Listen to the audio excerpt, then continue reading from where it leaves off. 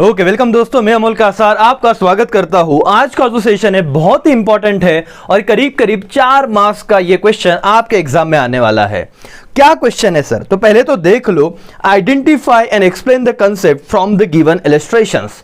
दोस्तों अब ये जो क्वेश्चन है ना, बहुत सारे बच्चों को पूरे महाराष्ट्र में दिक्कत दिए जा रहा है, भले वो मराठी मीडियम हो या फिर इंग्लिश मीडियम का बच्चा हो।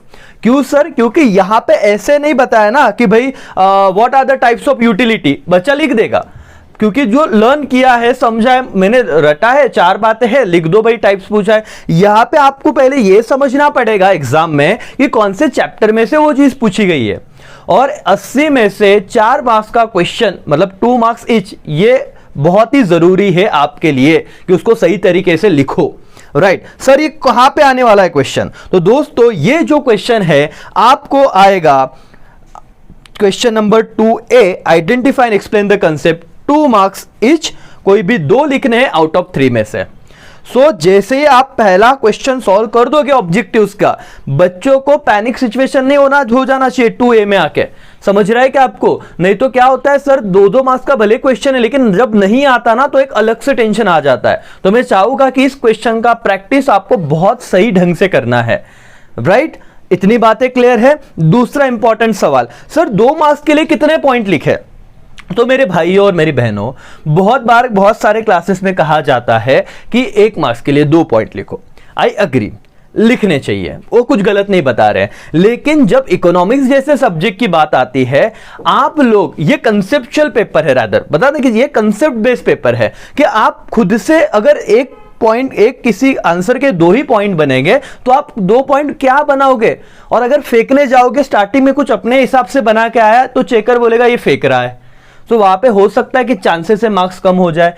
जितना आप आंसर रीजनेबल है, जो सही है, 2 पॉइंट है बाबा, 3 हो रहे तो उतना रिकॉर्ड स्टॉप कर दो। हमको एक्यूरेसी पे ध्यान देना है, हमको क्वालिटी पे ध्यान देना है रादर देन क्वांटिटी। इतनी बात समझी? Yes sir. मुद्दे पे आते हैं। 2 मार्क्स का सवाल है, 2 से 3 ये पॉइंट आपको लिखने और आइडेंटिफाई द कंसेप्ट में जब आप कंसेप्ट आइडेंटिफाई करते हो तो 1 मार्क्स वहीं पे हो जाता है। तो ठीक है दोस्तों, और एक्सप्लेनेशन का 1 मार्क रहेगा। तो अब मैं आपके सामने वो क्वेश्चन लेके आ रहा हूं। सबका ध्यान होना चाहिए, पूरा 100% कंसंट्रेशन होना चाहिए। पेन पेंसिल, बोलते ना कि नोटबुक पेंसिल लेके बैठो, टेक्स्ट बुक लेके बैठो। जब मैं आपको कोई आंसर दिखा रहा हूं तो लेक्चर पॉज करके वो लिख लो, तो आपका पढ़ना और लिखना साथ में होगा, तो कंसंट्रेशन बना रहेगा। राइट, चलो सर, तो अब मुद्दे पे आते हैं। क्या था हमारा क्वेश्चन? ये रहा आपका। पहले तो समझ लेते हैं क्वेश्चन कैसे आ रहे हैं। पहले 2 क्वेश्चन में सिर्फ रीड करना चाहूंगा। यस सर, कीजिए रीड। क्या है? Salma purchase sweater from her father in winter season. तो सबसे पहले तो आपको यह समझ गया कि मैं चैप्टर नंबर 2 यूटिलिटी में से पढ़ रहा हूं। ये मैंने बताया इसलिए अभी तो समझा होगा आधे बच्चों को। सर सलमा ने परचेस किया, ठीक है ना, क्यों किया, हमको क्या लेन देना? वो पूछ रहे उसमें आइडेंटिफाई करो कंसेप्ट। अब बच्चा क्या कंसेप्ट आइडेंटिफाई करेगा? Sweater, purchase? नहीं सर, गलत हो जाएगा। दूसरा, Nilesh purchase ornaments from his sister, Kavita consume 5 units of oranges one after another. अब ये क्या चल रहा है, इसको कैसे हैंडल करें? तो आज मैं आपके साथ ऐसे 2-3 क्वेश्चन है जिसका आंसर भी डिस्कस करूंगा। तो जिन बच्चों ने क्लास नहीं लगाए उनको डेफिनेटली हेल्प होगी, जिन्होंने क्लास लगाए हैं उन्हें कैसे लिखना है एक बार फायदा हो जाएगा। और मैक्सिमम दोस्तों तक अपने ये वीडियो को शेयर कर दो, क्योंकि अगर बेनिफिट हो रहा है आपका तो उनका भी होना चाहिए। राइट, तो मीडियम डजंट मैटर, आप मराठी मीडियम के बच्चे देख रहे होगे तो भी चलेगा, और इंग्लिश मीडियम बच्चों के लिए तो है ही ये वीडियो। नाउ पे अटेंशन दोस्तों। अब मैं पहले सवाल पे जाता हूं। Salma purchase sweater for a father in winter season. Winter season, right. जब आपने ये क्वेश्चन यूटिलिटी पढ़ा रहेगा ना, टाइप्स ऑफ यूटिलिटी या फॉर्म ऑफ यूटिलिटी, अलग अलग सवाल थे, वहां पे आपने देखा था कि यूटिलिटी कैसे, प्लेस से रिलेटेड कैसे है, फॉर्म यूटिलिटी क्या होता है, टाइम से रिलेटेड यूटिलिटी कैसे है। तो दोस्तों इसका आंसर क्या था हम देखते हैं। ये रहा आपके सामने इसका आंसर। लगता है तो आप एक बार स्क्रीनशॉट निकाल लो, नहीं तो मेरे साथ इसको पढ़ो और समझो करके।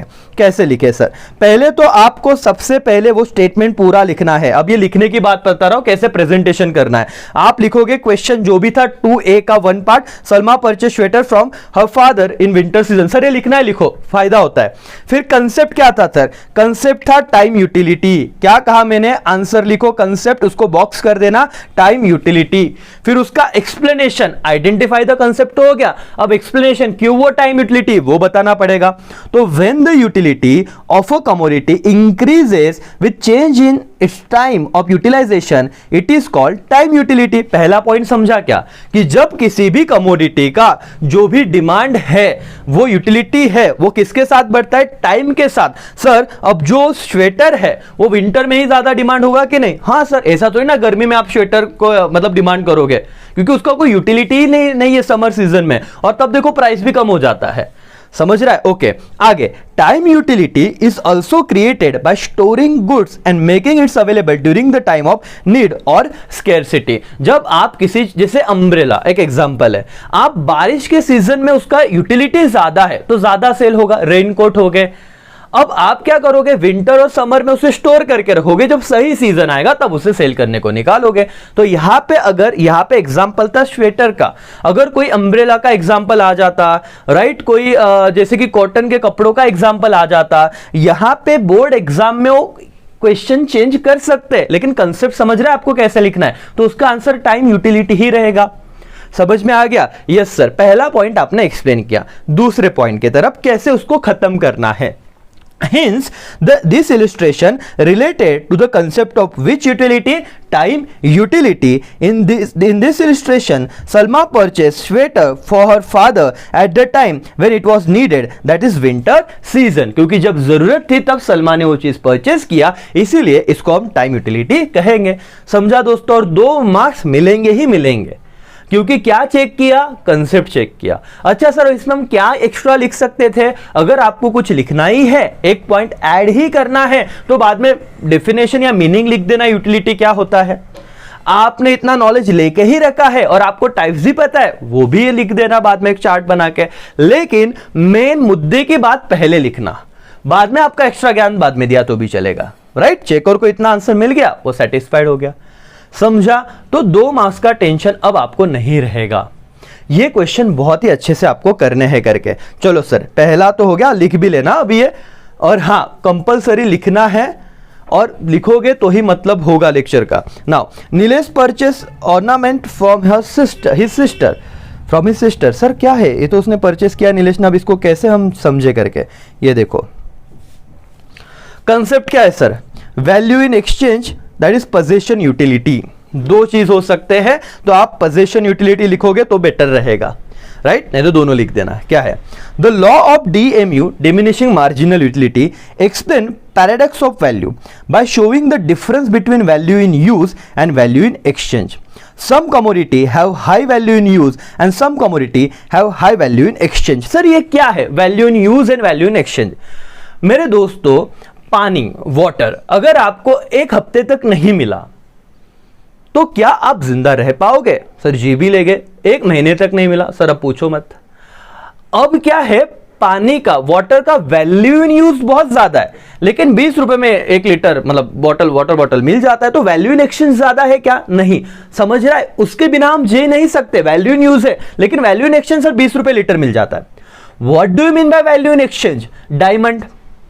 डायमंड सर उसके बिना हम जी लेंगे, तो वैल्यू इन यूज ऐसे तो कुछ नहीं है, लेकिन उसके स्कैर्सिटी की वजह से उसका वैल्यू इन एक्सचेंज कितना है? सर 1 करोड़ का एक डायमंड मिल रहा है, एग्जांपल दे रहा हूं, हाइपोथेटिकल बात कर रहा हूं, तो लाखों करोड़ों में उसका वैल्यू है। तो आपको समझा वैल्यू इन यूज? देखो, some commodity have high value in use and some commodity have high value in exchange. जैसे कि water commodity high value in use है, diamond commodity high value in exchange है।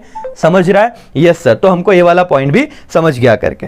Okay, दूसरा, hence this illustration relate to the concept of value in exchange. In this illustration, Nilesh purchased ornaments from his sister which have high value in exchange but no value in use. समझ रहा है क्या? उसने ऐसे चीजें खरीदी, जो भी वो ज्वेलरी खरीद रहा होगा, सिल्वर गोल्ड जो भी होगा, क्या उसके बिना वो जिंदा रह सकता था? हाँ सर। तो ऐसे नहीं कि वैल्यू इन यूज बहुत ज्यादा है, लेकिन ज्वेलरी का जो भी ऑर्नामेंट ऑर्नामेंट का जो भी प्राइस रहेगा वो ज्यादा रहेगा कि नहीं रहेगा? यस सर, तो हाई वैल्यू इन क्या रहेगा? एक्सचेंज, वैल्यू इन एक्सचेंज ज्यादा है but no value in use है। समझा आपको? अब अगर ऐसा क्वेश्चन आता है, नीलेश की जगह सुरेश नाम यूज कर लेंगे, वो Suresh purchase ornaments from his sister, बताओ क्या है करके इसका आंसर, तो आपको बताते आना चाहिए। आप लिखना वहां पे value in exchange, position, utility, और ऐसे भी लिखा तो भी आपका आंसर पहले सही रहेगा। आपने 2 पॉइंट वैल्यू इन एक्सचेंज के हिसाब से बताया। पोजीशन के हिसाब से अगर मैं बात करूं तो क्या दिया है एक बार देखते हैं करके, राइट? ओके, ध्यान दो। Possession utility arise when the ownership of goods is transferred from one person to another. Hence, this illustration relate to the concept of possession utility, where ownership of the that ornament transferred from shop owner to Nilesh or his sister करके।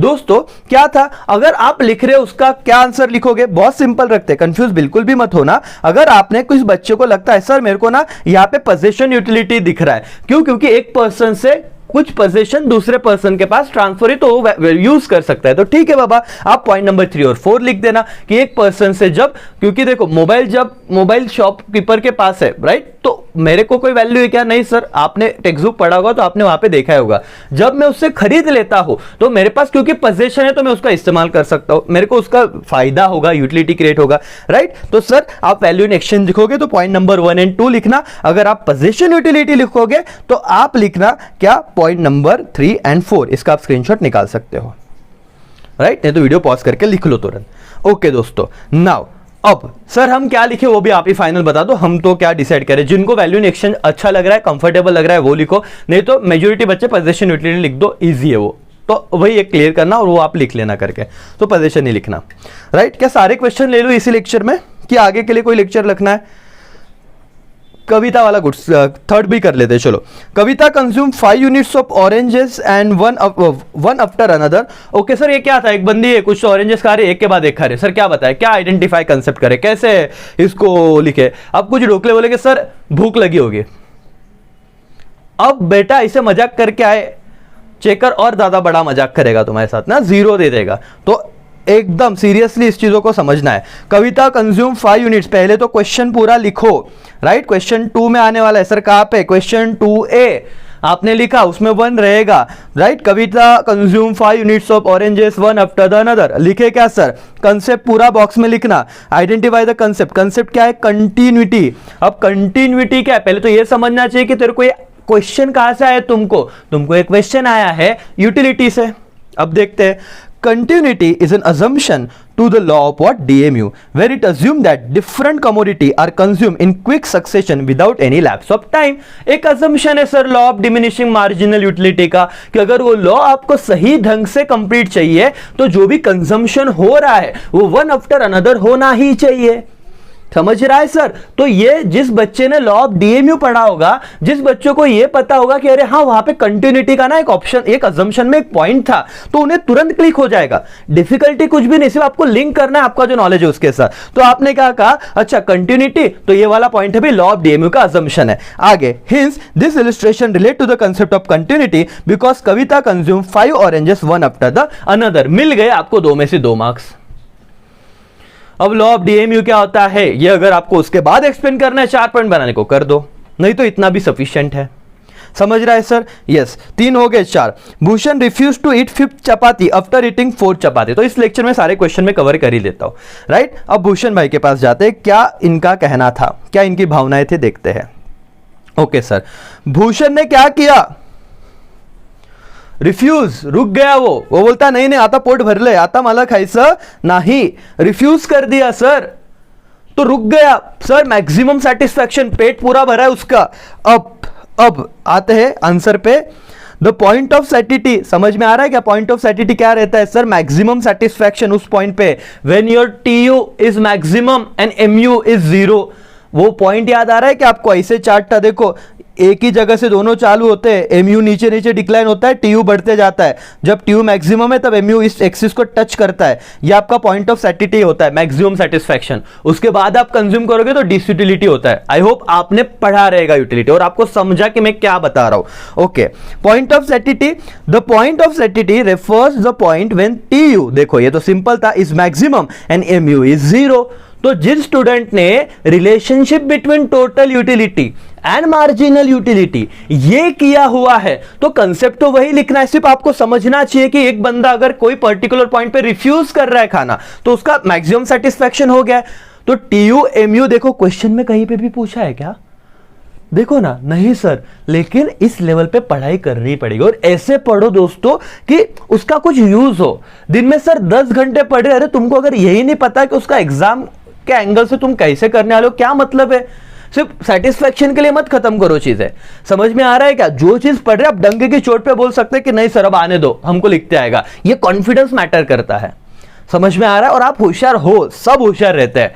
एक बार चीजें समझी ना तो ऐसे लगता है confidence अलग रहता है, नहीं समझा तो फिर पढ़ने की इच्छा ही नहीं होती। तो समझो चीजों को।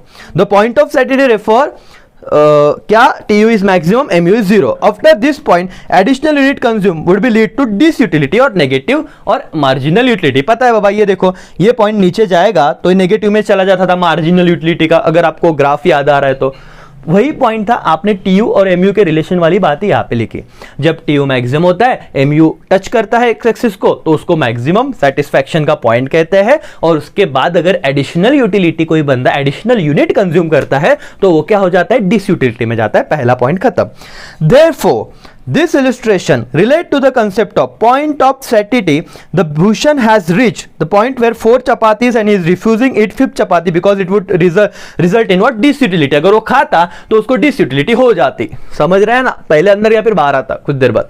नहीं सर ऐसा मत बोलो आप, ठीक है? तो डिसयूटिलिटी समझा, ये नहीं होना चाहिए था। 2 में से 2 मार्क्स आपकी जेब में। क्या था सर? एटलीस्ट बच्चा अटेम्प्ट करेगा, ये तो भी कॉन्फिडेंस आ रहा है। Rather than 2 sir question 2A का छोड़ दे, क्यों छोड़ रहे हो? समझ रहा है क्या सर? पूरे टेक्स्ट बुक में से निकाल लो कहां पे क्वेश्चन है। सर आप ये सब बता दो ना। अब कितना बताओ दोस्तों, हमारे भी रेगुलर बैचेस रहेंगे। अब वो बच्चे बोलेंगे सभी देना था तो हमने क्यों लगाया, बराबर है कि नहीं? तो कुछ चीजें आपको ही प्रैक्टिकल समझनी चाहिए और आप, आई होप आप समझ रहे हो। देन ललिता सेटिस्फाइड, सर पूरा पढ़ो। हाँ, Lalita satisfied her want of writing on essay by using pen and notebook. अच्छा सर, अब क्या था? अब उसने बोला कि इसमें आइडेंटिफाई करो कि क्या कंसेप्ट है और उसको एक्सप्लेन करो। आप बोलोगे ठीक है बाबा, वो भी कर देंगे, इतनी चीजें की है तो ये क्यों ना करे। ललिता मैम ने अभी उनको बुक लिखना था, बुक लिखा करके, ठीक है? ये रहा पहला पॉइंट। देखो पढ़ते हैं। ललिता सेटिस्फायर वांट, पूरा क्वेश्चन वापस लिखना, राइट? कंसेप्ट क्या है सर? कंसेप्ट यूटिलिटी है, सेटिस्फाइंग, सेटिस्फाइड हर वांट। समझ में आ रहा है? Yes sir. आगे, utility refers to the want satisfying power of a community. हर बच्चे को ये चीज आनी चाहिए, मतलब आनी ही चाहिए।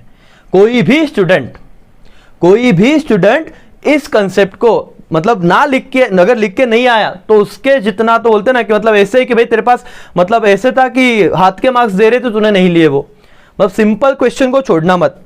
और ये आ गया तो फिर चांदी है तुम्हारे। कंसेप्ट क्या? यूटिलिटी। एक्सप्लेनेशन एकदम सिंपल है। Utility refers to the want satisfying power of a commodity. The pen and notebook used by Lalita satisfy want of writing an essay. This illustration related to the concept of utility, क्योंकि उनको जो एसे लिखना है उसका want जो satisfy करना था वो किसने सेटिस्फाई किया? पेन और नोटबुक ने। तो इसलिए यहाँ पे यूटिलिटी कंसेप्ट आता है। तो मेरे दोस्तों यहाँ पे आपने आपके एक्सरसाइज का चैप्टर नंबर 2 का क्वेश्चन नंबर 3 कंप्लीट किया। टाइम पे पोस्ट करके आपने वो यहाँ पे वीडियो को स्टॉप करके आपने वो लिख भी लिया होगा, राइट? अगर आपने लिखा है, आपको सारी चीजें समझिए तो कॉन्फिडेंस बढ़ा होगा और एग्जाम में ये वाला क्वेश्चन 2A आपको 4 में से 4 मार्क्स दिला के जाएगा, ऐसे में उम्मीद रखता हो।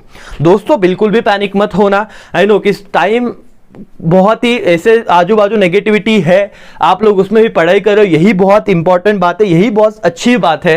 तो आपको तो आपकी बैच को पूरे दुनिया सैल्यूट कर रही है, क्योंकि ऐसे टाइम पे भी आप पढ़ रहे हो। तो अपने आप को नेगेटिविटी में मत लेके जाना, अपने आप को कमजोर मत समझना, अपने आप को पागल मत समझना कि यार हम क्या कर रहे हैं जिंदगी में। जो भी कर रहे हो अच्छा कर रहे हो, जो भी होगा अच्छा होगा, सिर्फ आप अपने हिसाब से सारी चीजें करते रहो, राइट। आई होप कि मेरे इस वीडियो का जो पर्पस था वो कंप्लीट हुआ रहेगा, आपको हेल्प हुई रहेगी। अगर हेल्प हुई तो बहुत बच्चे देख रहे तो आप लाइक और कमेंट कर सकते हो, जो हमें मोटिवेट करते रहेगा। एंड मिलते हैं नेक्स्ट सेशन में इसी एक यूजफुल वीडियो के साथ में आऊंगा जो आपको हेल्प करेगा। अपने दोस्तों के साथ जरूर शेयर कीजिएगा, ठीक है। चलो, थैंक यू सो मच दोस्तों, बाय बाय, टेक केयर, जय हिंद।